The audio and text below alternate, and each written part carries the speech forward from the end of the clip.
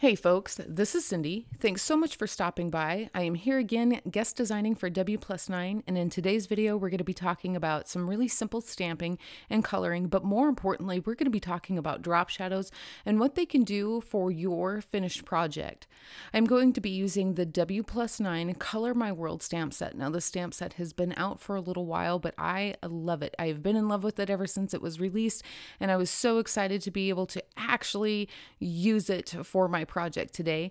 Part of the reason why I chose the stamp set was because A, it's cute, but also because I like the size and shapes of these images. And by that I mean they're really simple to actually fill out the background of a card panel.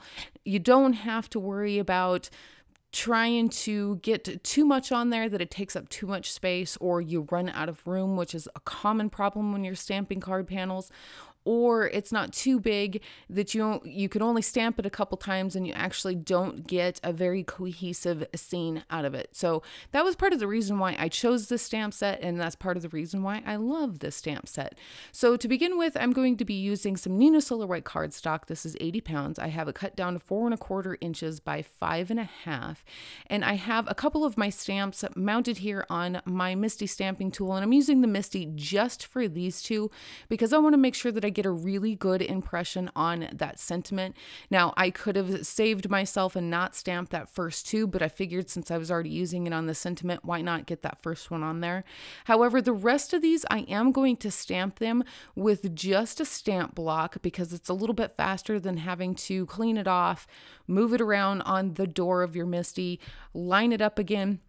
This way I can get it done pretty quick. Now I do have this sped up, but I did want to show you all of it. I wanted to kind of show you how I'm stamping this out and why I'm stamping it out this way. I am making sure that I alternate my image, and by the way, I am stamping with Simon Says Stamp Intense Black ink because I am going to be doing some Copic coloring. But I'm making sure that I rotate my images. I'm making sure that I'm giving myself roughly the same amount of space around each one.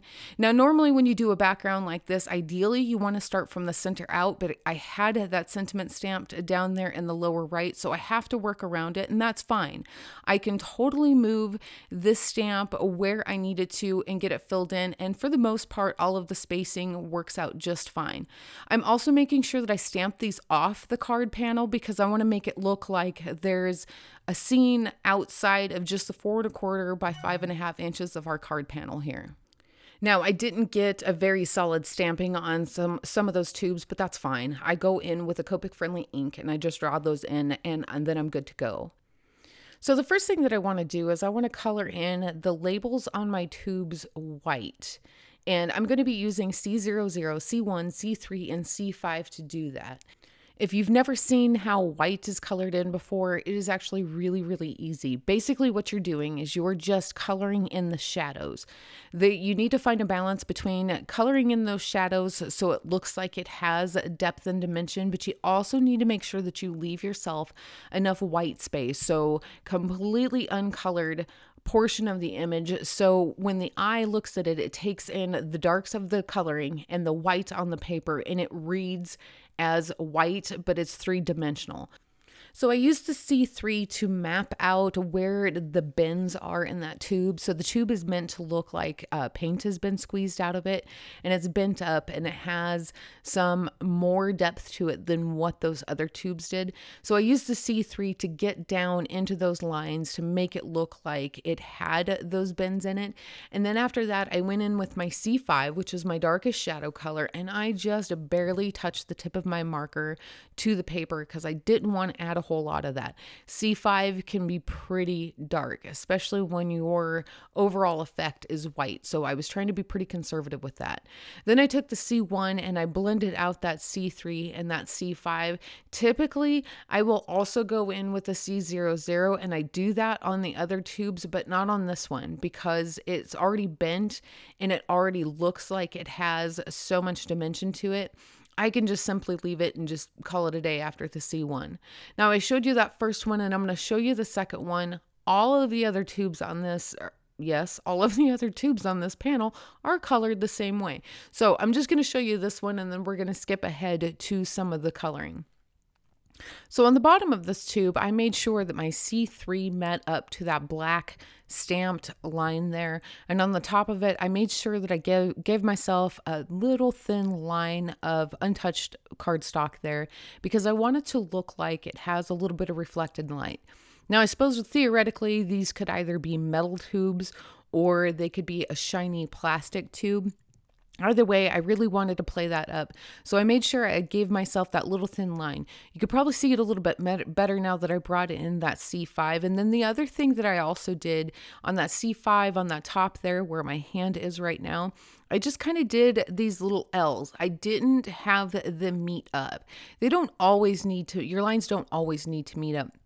And also, it's going to make it look like the tube itself has a little bit of a bend there. I think it gives it a little bit more character, so I kind of pay attention and I kind of add those little details in whenever I can. Now, I finished those out pretty much the same way as I did that first tube. I just blended it out with the C1, and then on some of them, I also went in with the C00 to get them just a wee bit lighter. As it is right now, they look really gray, and they're going to look gray until we get everything else colored in because there's no other point of reference. There's no other color reference on the paper. So it typically does look quite gray, but just hang in there. If you do this yourself, don't give up. Just see it through to the end. You'll be surprised how it looks. Okay, so I'd already colored in those purple ones. I thought I was recording. I totally wasn't. So I'm going to show you how I do the blue ones, which is great because I actually wanted to show you how I color in that bent tube. The one thing that I am doing with all of these, regardless of the colors I have, is I'm kind of varying my shadows a little bit. So each tube looks a little bit different. So they all don't look like they're bending in the same space. Now, if you look right there where my ring finger is, you can see where those lines were drawn in when these images were illustrated. Some of those I really capitalize on, some of them not so much. I just try to make sure that each of these tubes looks just a wee bit different, but I'm taking the same approach. I had B00, B01, B02, and B05. I actually, right now, I am sitting there thinking, I'm not 100% certain I like this blue, but I end up finishing this tube and then I end up changing it a little bit later, and we'll talk about that here in a moment. The other thing I'd like to note is you may notice that I have like little letters all over my card panel. I kind of did a little bit of planning before I started coloring because I wanted to make sure that I was going to be able to get a rainbow of tubes on my card panel. And I also wanted to make sure that I wasn't going to color in anything that on accident that I didn't intend with a different color because I really just didn't want to have to start this card panel over. So I just lightly drew in some little notes for myself with a pencil, and I can erase those here in a bit. Now on this one that is bent, it is going to be darker where the tube is rolled down onto itself. It's also going to be darker where it kind of bends up there.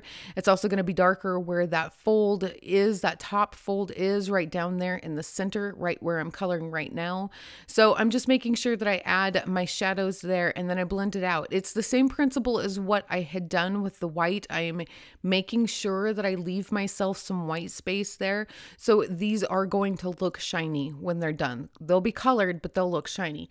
Now for the caps, honestly, I don't have anything particular to tell you on the caps because they're really easy to color and there was nothing to it. I did make sure that I have a little bit of highlight on them, but outside of that, that was it. I colored all of those tubes in pretty much the same way I had done on the blue ones, so I really didn't think that I needed to show all of those to you. And they actually colored up pretty quickly. So I'm coloring in the word color. You could do this in so many different ways. You could fill this in with black Copic. You could fill this in with permanent marker. You could fill this in with one color out of the rainbow, but I wanted it all to be in rainbow. So I'm taking the lightest color of each one of my rainbow colors, and I'm just completely coloring in the letter that it belongs to, that color belongs to. And I'll have these colors linked in the description below for you in case you're interested in them. So I'm just coloring those in completely with my lightest, and then I'm going in with either my darkest or my second to darkest for each color. And I'm coloring in just a portion of the bottom, and then I go to the next lightest color, and then I finish it off completely with the lightest color. I actually hadn't had a plan on how I was going to finish this card off completely. Like, I knew what I was going to do with the stamping and coloring, but I actually had no idea how I was going to finish this off. You could leave this. You could even, when you stamp the panel to begin with, you could even heat emboss this with VersaFine Onyx Black and clear embossing powder. That would be really cool. And then you could color these in, add some sparkle to it. That would be a great way to finish these. Since I didn't have a plan to begin with, I just kind of saved it for the end. So I'm almost done coloring in these letters here. So I'd like to start talking about adding a drop shadow.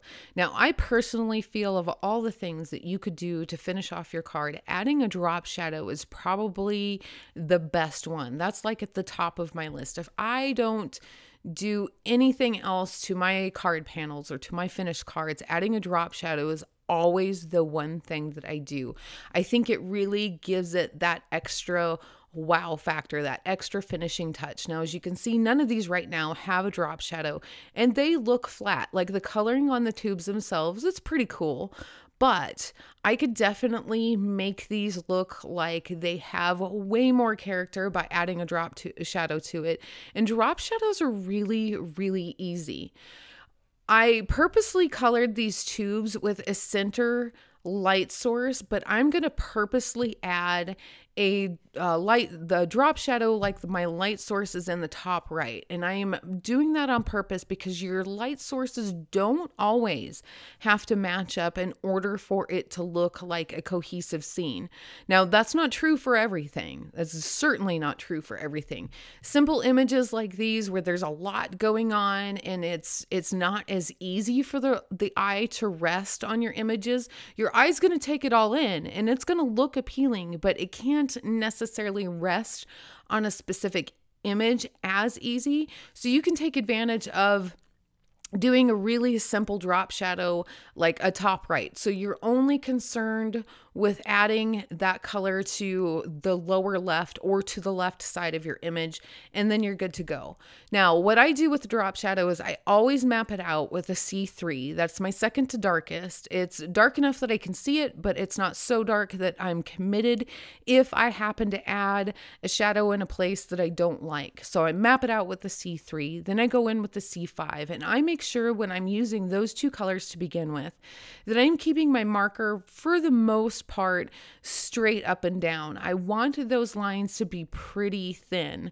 Now, these images are fairly close together, so I actually don't have a whole lot of room to add big fat drop shadows, and they don't need it anyways. I don't, in my mind's eye, I don't presume that these would be casting big shadows anyway. So I just keep those markers straight up and down. Now, once I start working back to my lightest color, I definitely start holding my markers more to the side. So I started with the C3, I went to the C5, went back to the C3, and now I have my C1. And as you can see, I'm really spreading those lines out a little bit further. I'm going back and forth a little bit more on what I had done with the C3 and C5 already.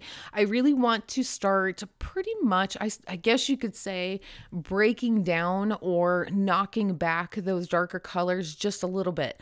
I don't want to lose the darkness to them, because I definitely still need this to read like it has some shadow, but it doesn't need to be super dark either. So I keep that in mind as I'm working my way out to my lightest color. Now, after I have everything blended in with my C1, I'm going to go to the C00. There's a couple things here. Number one, I almost always use the C00. I like it better yet than the C0. If you have a C0, by all means, use that. I prefer C00 because I have this thing where I don't like a harsh line on my drop shadow. Now, if that doesn't bother you, then totally don't worry about it. And in some cases, that can actually be beneficial. There's, in nature, in real life, there's going to be some harsh lines with a drop shadow. It's just not something I prefer on one of my card panels. So I come in with the C00. That helps bring it out to a smoother, nicer white. And then occasionally I will bring in my colorless blender and I will kind of go over that C00 a little bit more to help achieve that more smoother, whiter effect on my drop shadow. Now, I also wanted to add a little bit of a drop shadow on my words here. I did not use the C5 on that. I felt like it would have been a little too dark, although at the time I felt like it'd be a little too dark. Although I look at it now and I probably could have, but I also didn't want to risk ruining it, so I didn't use the C5. Now, there was my colorless blender, and that kind of gives you an idea what I mean about blending that out just a little bit more to a smoother white. So here in a minute, I'll give you a good look, and then you can see what adding a drop shadow does for your finished card. In the meantime, I'm going to add some fun foam to this. I did trim this down to 4 inches by 5¼ inches because I wanted to add this onto a black card base. And I wanted to add it onto a black card base because the more dark you have around what you would have colored in white, the whiter it's going to look. So that black card panel really helps finish that off. Plus, black and rainbow is rocking. So hopefully you can see what adding that drop shadow did to my overall card here. It definitely added more character to it. And really, at the end of the day, I think it makes it look more finished. So these tubes of paint aren't just floating out there. The whole idea is to build up the scene and make it look like a scene. So adding a drop shadow definitely helps achieve that effect that much more. Now, I am taking a Nuvo Aqua Shimmer pen and I am going to add loads of glitter to these tubes, but I'm only going to add it to the highlights on each of the tubes. And that's on the color as well as the white portion. You could definitely color these or cover these completely up with glitter. I just like adding it to just the highlight of it because it kind of helps it make it stand out that much more. I also added some of that Nuvo Aqua Shimmer to the words here. Now I'm taking a Sakura clear jelly roll pen and I'm actually going to fill in these letters, and I am tapping it on there because if you tap a jelly roll pen onto a surface, it actually will start to pool up and then everything will start to fill in, and it's nice and smooth when it's done. So that's what I'm going to do to all of these. You could also take some Ranger Glossy Accents and go over this, or any kind of lacquer pen, anything like that. You could go over the top of these letters with that and it would look really cool. You could also probably, if you were ambitious, you could do that over the top of those paint tubes as well. So I'm going to put this on my card panel, and I didn't wait for that jelly roll pen to dry, so I had to be really, really careful. And I'm going to line this up. This is Wplus9 black cardstock. I have this cut down so it is a top folding note card, and that's it. I didn't add any more embellishments to this. You could, if you felt like, you know, the drop shadow wasn't enough, you could definitely add more embellishments to this. But I really just like this overall effect. Plus, I think that it's super easy, and I think that it stands out quite a bit more when there isn't any extra embellishments to go along with it. That's it, folks. We are done. We are good to go. As always, I enjoyed guest designing for Wplus9. I have more details and links down in the description below, as well as over at Wplus9. I hope you enjoyed my cards today. If you did, hit that like button and share it with your friends. Also, be sure to subscribe if you haven't already, and tap that bell next to the subscribe button so you can receive all future notifications. Thanks again so much for stopping by. Until next time.